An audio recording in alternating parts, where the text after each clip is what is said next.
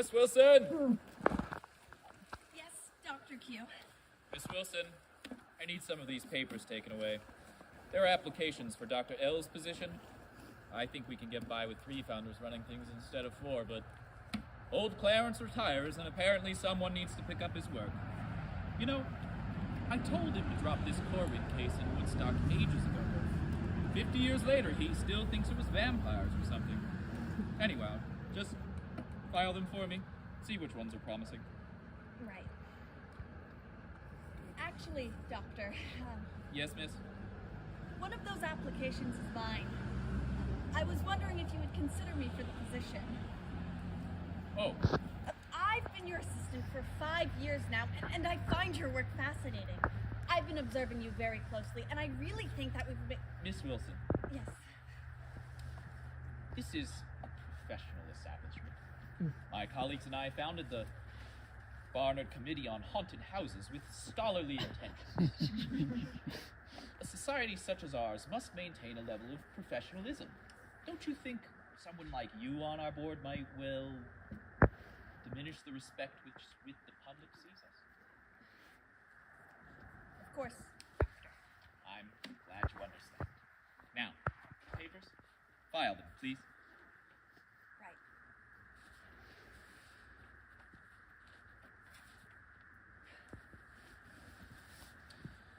Now, let's see here.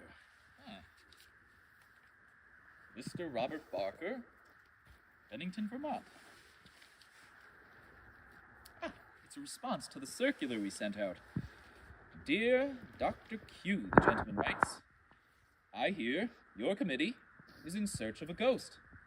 This is true. We've been searching for some time, though no specter has revealed itself. Our last lead was 6 years ago. That turned out to be more panther than poltergeist. A pity. Our research is greatly lacking at the moment. I was hoping you would be willing to take our own family ghost off our hands. Some years ago, my wife's Aunt Tabitha passed. She'd been living with us for a while then, without invitation, mind you. She'd quarreled with relatives, cut them out of the will, packed up and moved in, as was her wont. She was a woman who, in her lifetime, devoted herself entirely to interfering with the private affairs of others. Simply unbearable. And I'm afraid she's no different in death. It was shortly after the funeral, my children reported her sight. We all laughed, of course, but soon I happened upon the old maid myself, and there was no longer any doubt that Aunt Tabitha was still with us. It was comical, really, the sight of her, her dress as frivolous and flashy as ever. I believe I laughed in spite of myself.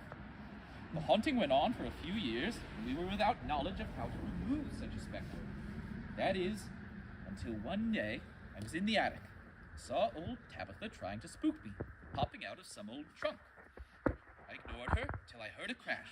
Spinning around, found the trunk upturned and the ghost out of sight. Though I had my doubts she could be captured, she remained unseen for several weeks. I have mailed this trunk to you, containing the ghost of Aunt Tabitha.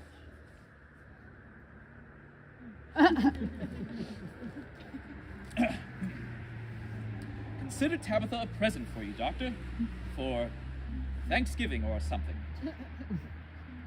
I hope she will be useful in furthering your psychical research or whatever it is that you do. I only ask under no circumstances you return the specter to me. If I was wrong about my aunt's containment, at the very least, the trunk is yours.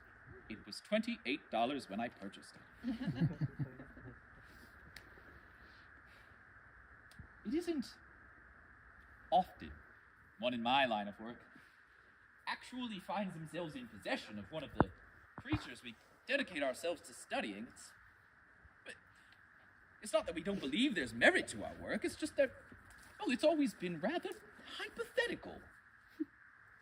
A piano hood playing itself, a glimpsed rider at Snail Swamp, it is most certainly not the frequent case one receives such a ghost in the form of a $28 Thanksgiving present. I'll call the other members of my committee.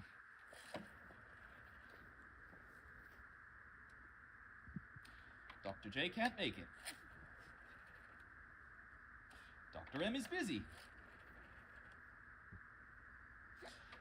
Dr. S as well. It would appear my colleagues are cowards. It's amazing, really, how doctors will go their whole lives hoping to catch such a spirit, yet shrink away at the prospect of actually meeting her. You see, I don't believe there's anything in this trunk. Physical, psychical, or otherwise.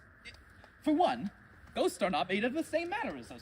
They cannot simply get trapped in a trunk. It's illogical. I'm going to open this trunk and find that it is empty. This gentleman from Bennington has fooled me into taking a trunk. An old, empty trunk.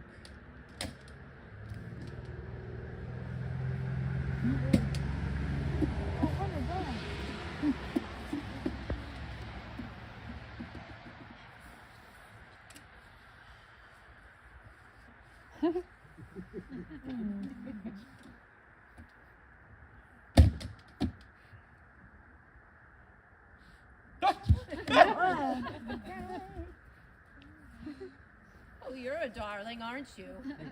Excuse me? Wonderful to hear a scream for once. People were always much more afraid of me when I was alive than dead. It's odd. Kind of funny, isn't it? People always assume that it's the children who will be afraid, but that is not the case. Children do not understand the rules of life and death.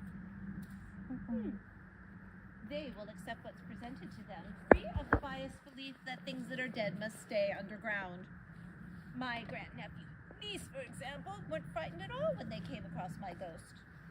Of course, it would have been nice if they'd been maybe happy to see their old auntie again. No matter. Pardon me, but What really hurt was when Robert saw me and he laughed. That horrid little man had the audacity to laugh when he came across my apparition. Tell me, Doctor.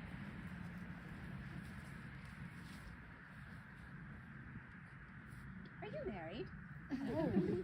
well, yes, madam, I have a wife. Isn't that lovely? I was almost married once. Terrible man. Drinker, gambler, but even he had to turn down such an obnoxious and arrogant woman as myself. And then I was alone. Until I moved in with my favorite niece, Lily. She loved me. She listened to me. Until she married that brute from Bennington, Robert. Robert scolded me. Robert scoffed at me. And do you know what else Robert did, Doctor? No, ma'am.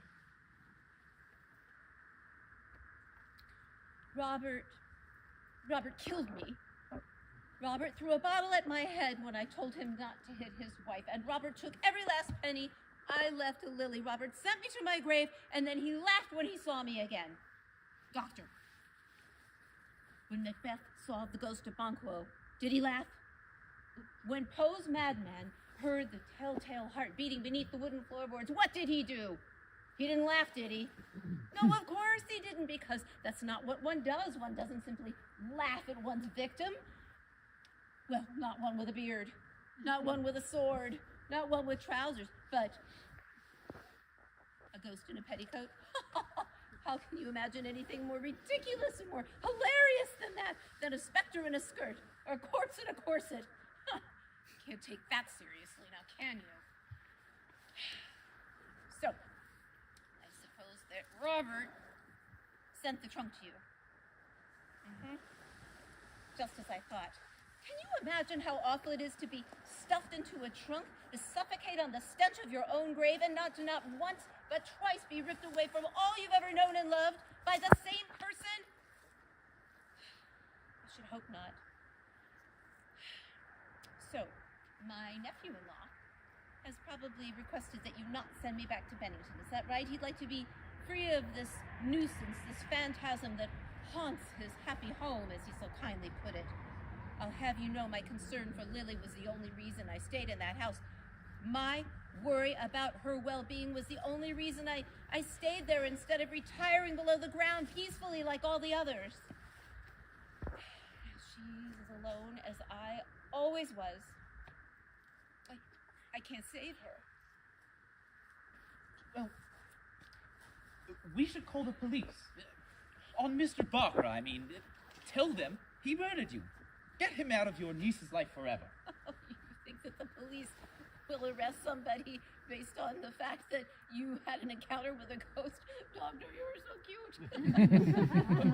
You'll be there too. They cannot deny the existence of someone before them. You think they'll arrest somebody based on our say-so, and they'll believe us, a doctor of psychical phenomena, whatever that means, and a ghost in a petticoat? Doctor, you're so funny. Now, see here, madam, my research... I don't understand why they wouldn't listen to you. You are a wonder of the natural laws. Why didn't you hire Miss Wilson? Excuse me? Miss Wilson, your assistant. I was in there the whole time. She said she wanted to be considered for the promotion, and you said something like, it would diminish the regard and the respect with which the public sees us, or words to that effect. Well, it's true. It's simply unprofessional to have a...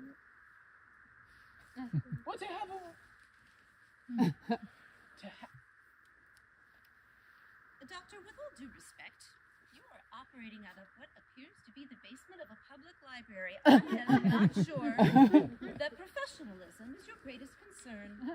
Madam, what point are you trying to make?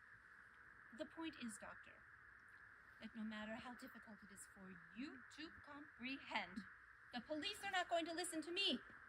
And they're not going to listen to me because, dead or alive, I am wearing a skirt.